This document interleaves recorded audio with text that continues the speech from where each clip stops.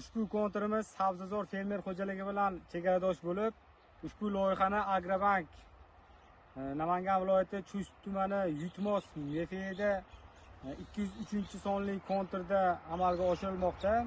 Uzunligi 438 metr, bo'yi 318 metr. Bu yerda shirin makka ekilgan, maydon hajmi 10 gektar. Bu yerdagi ekinlar zamonaviy usullar bilan parvarishlanmoqda. Hozirda ekinlar unib chiqish holatida. Ekinlarni yetishtirish 90 kun, 120 kun davom etadi. Yetishtirish jarayonida sug'uriladi, tabiiy va mineral o'g'itlar bilan oziqlantiriladi. Ushbu loyihaga 50 ta dehqon xo'jaliklari biriktirilgan. Har bir dehqon uchun o'rtacha 20 sotixdan yer maydoni to'g'ri keladi. Loyihani samarali oshirish uchun lider tadbirkor Qo'shtepa Fayz tomorqa xizmati MCJ biriktirilgan.